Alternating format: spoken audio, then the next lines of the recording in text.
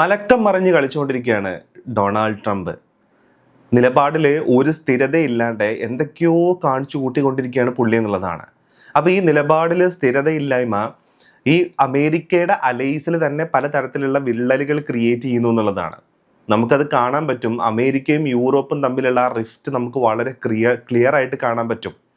ഇത്രയും കാലം എന്തിനും ഏതിനും അമേരിക്കയുടെ കൂടെ നിന്നിട്ടുണ്ടായിരുന്ന നാറ്റോ ഇപ്പം അമേരിക്കയുടെ കൂടെ അല്ല. അപ്പോൾ ഇങ്ങനത്തെ പല തരത്തിലുള്ള മലക്കമ്മറിയലുകളുടെ ഒരു കാഴ്ചയാണ് ഇപ്പോൾ ബേസിക്കലി നമ്മൾ കണ്ടുകൊണ്ടിരിക്കുന്നത് എന്നുള്ളതാണ്. അതായത് ഇപ്പോൾ ഇതിനിടയ്ക്ക് പറഞ്ഞൊരു കാര്യം, ഇറാനുമായിട്ട് ഒരു ചർച്ചയ്ക്കുമില്ല, ഇറാൻ നുണ പറഞ്ഞുകൊണ്ടിരിക്കുകയാണ് എന്നൊക്കെയുള്ള കുറേ ഡയലോഗുകൾ അടിച്ചതിന് ശേഷം ഇപ്പോൾ അസിം മുനീർ ഇറാനിലെത്തിയിട്ടുണ്ട്. അസിം മുനീറിനെ ഇറാനിലോട്ട് പ്രഷറൈസ് ചെയ്ത് പറഞ്ഞു വിടുന്നതിൻ്റെ കാര്യം എന്താ? എങ്ങനെയെങ്കിലും ചർച്ചയിലൂടെയോ അല്ലെങ്കിൽ ഏതെങ്കിലും വിധേനെ ഈ യുദ്ധം അവസാനിപ്പിക്കണം എന്നുള്ളതാണ്. പിന്നെ അതിൻ്റെ ഇടയ്ക്ക് വന്ന വേറൊരു കാര്യം, ചൈനീസ് കപ്പലുകളെ അടക്കം ഹോർമൂസ് കടക്കാൻ സമ്മതിക്കില്ല എന്നുള്ളതാണ്. പിന്നെ അതിനുശേഷം നമ്മൾ കണ്ടത് മറ്റേ ഷീ ജിൻപിങ്ങും ട്രംപും ഒക്കെ ഭയങ്കര ബായി ആണ്, ഞങ്ങൾ അങ്ങനെയാണ്, ചങ്കുകളാണെന്നൊക്കെ പറഞ്ഞിട്ടുള്ള പോസ്റ്റുകളാണ് പിന്നീട് നമ്മൾ കണ്ടത്. അപ്പോൾ ഇറാന്റെ പരിസര പ്രദേശത്തും ഹോർമൂസിലൊക്കെ ഒരുപാട് യുദ്ധക്കപ്പലുകളും ഡിസ്ട്രോയേഴ്സിനെയൊക്കെ നിരത്തി വെച്ചിട്ടാണ് ബേസിക്കലി ഈ ചർച്ചയിലോട്ട് പുള്ളി വിളിക്കുന്നതെന്നുള്ളതാണ്. അപ്പോൾ എങ്ങനെയെങ്കിലും ഇതൊന്ന് അവസാനിപ്പിച്ച് ഇതെങ്ങനെയെങ്കിലും ഒന്ന് ഇട്ടെറിഞ്ഞ് ഇവിടുന്ന് പോകണം. പക്ഷെ നാണം കെട്ടുള്ളൊരു മടക്കത്തിനോട്ട് സാധിക്കത്തുമില്ല.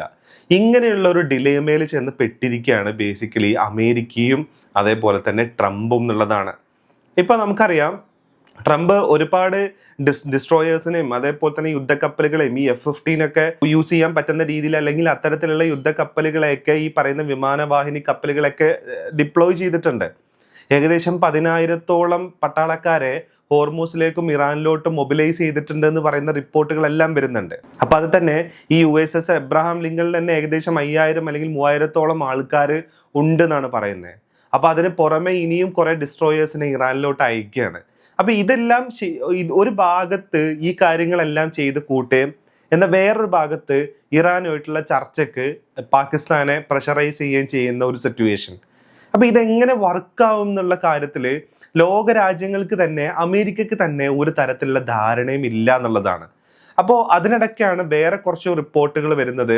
അതായത് യൂറോപ്പ് പുതിയൊരു സഖ്യത്തെ രൂപീകരിക്കുന്നു എന്നുള്ളതാണ്. അതായത് അമേരിക്കയെ ബൈപ്പാസ് ചെയ്തിട്ട് പുതിയൊരു സഖ്യത്തെ രൂപീകരിക്കുകയും അതേപോലെ തന്നെ ഹോർമൂസിനെ തുറക്കാനുള്ള ശ്രമങ്ങളിലോട്ട് അവർ പോകുന്നു എന്നുള്ള രീതിയിലുള്ള വാർത്തകളും പുറത്തോട്ട് വരുന്നുണ്ട് എന്നുള്ളതാണ്. അവർ ഒരു ഓൺലൈൻ മീറ്റിംഗ് എല്ലാം കൂടിയിട്ടുണ്ട് ഈ ഒരു കാര്യത്തിന് വേണ്ടിയിട്ട് എന്നുള്ള റിപ്പോർട്ടുകളും പുറത്തു വരുന്നുണ്ട്. ഇത് മാധ്യമം ഓൺലൈനാണ് ഈ റിപ്പോർട്ടുകളെല്ലാം പുറത്തു വിട്ടുകൊണ്ടിരിക്കുന്നത്. ഞാൻ കണ്ടത് മാധ്യമം ഓൺലൈനിലാണ്. അപ്പം നമ്മൾ നോക്കണം, ഒരു ഭാഗത്ത് അമേരിക്ക ഒറ്റയ്ക്ക് നിന്ന് ഇതിനെ ഞങ്ങൾ തുറക്കും, ഹോർമൂസിനെ ഞങ്ങൾ തുറക്കും എന്ന് പറഞ്ഞിട്ട് നിൽക്കുന്ന സമയത്ത് വേറെ പല രാജ്യങ്ങളും പല തരത്തിലുള്ള സഖ്യങ്ങൾ രൂപീകരിച്ച് ഇതിനെ ബൈപ്പാസ് ചെയ്യുന്ന രീതിയിലോട്ടും കാര്യങ്ങൾ പോകുന്നു എന്നുള്ളതാണ്. അപ്പോൾ ലോകരാഷ്ട്രീയത്തിൽ ഒരു കോമാളി പരിവേഷത്തിലോട്ട്, ലോകരാഷ്ട്രീയത്തിൽ ഒരു സ്വാധീനം ചെലുത്താൻ പറ്റാത്ത രീതിയിലുള്ള സിറ്റുവേഷനിലോട്ട് അമേരിക്കയും ട്രംപും മാറുന്നു എന്നുള്ളതും നമുക്ക് ഇതിനകത്ത് കാണാം എന്നുള്ളതാണ്. ഇപ്പം ഈ യുദ്ധത്തിന്റെ ഒബ്ജക്റ്റീവ് എന്ന് പറയുന്നത്, ആദ്യം ഇവർ പറഞ്ഞത് ഇറാന്റെ ഒരു റെജീം ചേഞ്ച് കൊണ്ടുവരിക എന്നുള്ളതാണ്. പിന്നെ പറഞ്ഞത് ഇറാന്റെ യുറേനിയം സമ്പുഷ്ടീകരണത്തെ കുറച്ച് വരിക എന്നുള്ളതാണ്. പിന്നെ പറഞ്ഞത് ഇറാന്റെ മിസൈൽ സ്റ്റേഷനെ കുറച്ചുകൊണ്ട് വരിക എന്നുള്ളതാണ്.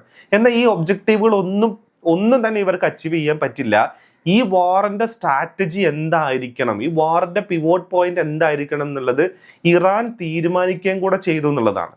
ഇറാൻ ഇതിനൊരു എക്കണോമിക് വാറാക്കി മാറ്റി, ഹോർമൂസ് അടച്ച് എക്കണോമിക് വാറാക്കി മാറ്റി. ഇതോടുകൂടി അമേരിക്കയും അതേപോലെ തന്നെ ഇസ്രായേലും എന്തിനു വേണ്ടി എന്ത് ഒബ്ജക്റ്റീവുകൾ മുന്നോട്ട് വെച്ചിട്ടാണോ ഇറാനിലോട്ട് വന്നത്, ആ ഒബ്ജക്റ്റീവുകളെ അവർ തന്നെ കൈവിട്ട് പോവുകയും അവരെന്നെ കൈവിട്ട് കളയുകയും ഇറാൻ സെറ്റ് ചെയ്തിട്ടുള്ള എക്കണോമിക് വാർഫെയറിലോട്ട് ഇവരെ കൊണ്ടുവരികയും കൂടെ ചെയ്തു എന്നുള്ളതാണ്. അപ്പോൾ വാറിൽ ശരിക്കും വിജയിച്ച് നിൽക്കുന്നതും വാർ സ്ട്രാറ്റജി കൃത്യമായിട്ട് അനലൈസ് ചെയ്ത് സെറ്റ് ചെയ്തതും ആരാൻ നോക്കിയാൽ അത് നമുക്ക് ഇറാനാണെന്നുള്ളതും കാണാം ഇതിനകത്ത്. അവസാനം ഇവര് തമ്മിലുള്ള കോൺഫ്ലിക്റ്റിന്റെ മേജർ റീസൺ എന്ന് പറയുന്നത് ഈ ഹോർമൂസ് തുറക്കുക എന്ന് പറയുന്ന ലെവലിലോട്ട് കാര്യങ്ങൾ മാറുകയും കൂടെ ചെയ്തു എന്നുള്ളതാണ്. ഇപ്പോഴത്തെ മെയിൻ പോയിന്റ് നിൽക്കുന്നത് ഹോർമൂസ് തുറക്കുക, ഹോർമൂസിനെ പഴയ പടിയിലോട്ട് ആക്കുക എന്നുള്ളതാണ്. അപ്പൊ ഇപ്പൊ പറയുന്ന കാര്യങ്ങൾ ഇറാന്റെ തുറമുഖങ്ങളെ ബ്ലോക്ക് ചെയ്യും, ഇറാന്റെ തുറമുഖങ്ങളെ ഉപരോധിക്കും എന്നാണ് ഇപ്പൊ പറഞ്ഞുകൊണ്ടിരിക്കുന്നത്. അപ്പോൾ ഇറാന്റെ തുറമുഖങ്ങളെ മാത്രം ഉപരോധിക്കും എന്ന് പറയുന്നതിന് വേറെ റീസൺ ഉണ്ട്. നേരത്തെ പറഞ്ഞത് ഹോർമൂസിലൂടെ ഒരു കപ്പലുകളെയും കടത്തിവിടില്ല, ഹോർമൂസിനെ മൊത്തത്തിൽ ബ്ലോക്ക് ചെയ്തു എന്നുള്ളതാണ്.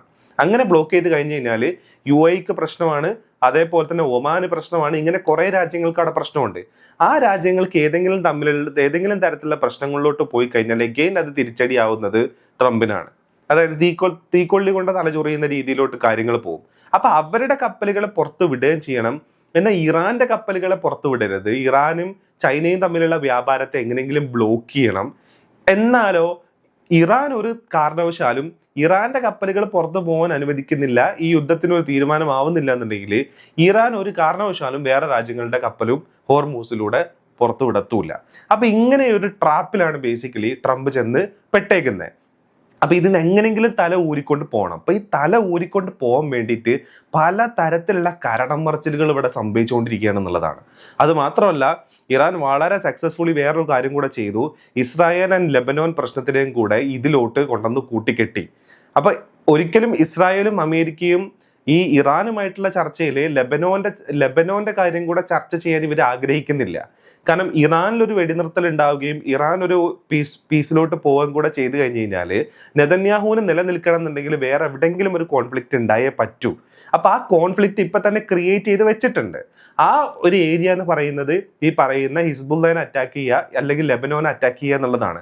പക്ഷേ ഇറാൻ അവിടെ വേറൊരു കളിയും കൂടെ കളിച്ചു. അതായത് ഈ പറയുന്ന പീസ് ടോക്കിന്റെ ഒരു പോയിന്റ് ആയിട്ട് ഈ ഇസ്രായേൽ ലെബനോൻ അറ്റാക്കിനെയും കൂടെ മാറ്റി വെച്ചു എന്നുള്ളതാണ്. അതും കൂടെ ഇതിനോട്ടേക്ക് കണക്ട് ചെയ്യാനും കെട്ടിക്കൊണ്ടുവരാനും ബേസിക്കലി ഇറാന് സക്സസ്ഫുള്ളി സാധിച്ചു എന്നുള്ളതും കൂടെ നമ്മൾ അവിടെ കാണണം.